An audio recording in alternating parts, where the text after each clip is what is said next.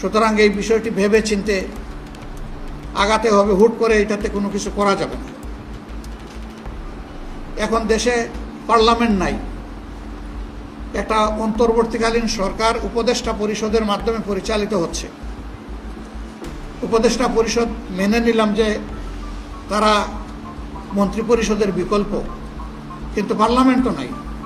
সেই পার্লামেন্টটা হতে পারত জনগণের প্রতিনিধিত্বকারী দেশপ্রেমিক সংগঠনগুলো। সরকার তাদের সাথে এই ব্যাপারে ডায়ালগে বসা উচিত এবং সকল পক্ষের সাথে না বসে এই ধরনের কোনো উদ্যোগ নেওয়া দেশের জন্য কল্যাণকর হবে না।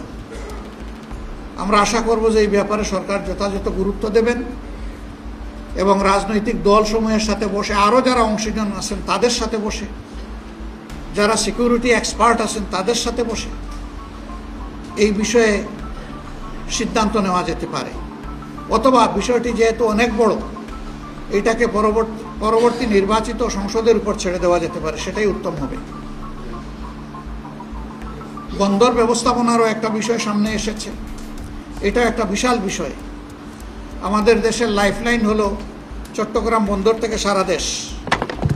এটি আমাদের প্রধান সমুদ্র বন্দর। এই বন্দরে উপরে নির্ভর করছে বাংলাদেশের অনেক কিছু। গোটা বৈদেশিক বাণিজ্য এটার উপর 70% ঊর্ধ্বে নির্ভরশীল। এরকম একটা বন্দর ব্যবস্থাপনারও কোনো সিদ্ধান্ত নেওয়া হঠাৎ করে এটা অসমীচীন হবে বলে আমরা মনে করি না। এই বিষয়গুলো ভেবে চিন্তে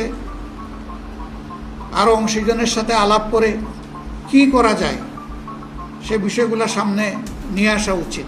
ফিলিস্তিন দশকের পর দশক, গাজা বছরের পর বছর আজকে দারুণভাবে নির্যাতিত এবং নিষ্পেষিত। আমরা বিশ্ব সম্প্রদায়ের প্রতি আহ্বান জানাই যে আমরা যারা মানবাধিকারে বিশ্বাস করি, এই মানুষগুলোকে তাদের অধিকার নিয়ে সম্মানের সাথে বাঁচতে দিন।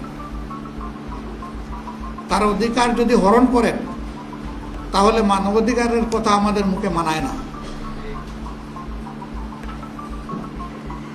এ পর্যন্ত যা ঘটেছে তার পুঙ্খানুপুঙ্খ তদন্ত হোক জাতিসংঘের মাধ্যমে, এবং যারা যেখানে যতটুকু সীমালঙ্ঘন করেছেন, অপরাধ করেছেন, তাদেরকে বিচারের আওতায় নেওয়া উচিত। যুদ্ধ বিরতি নয়, যুদ্ধ বন্ধ।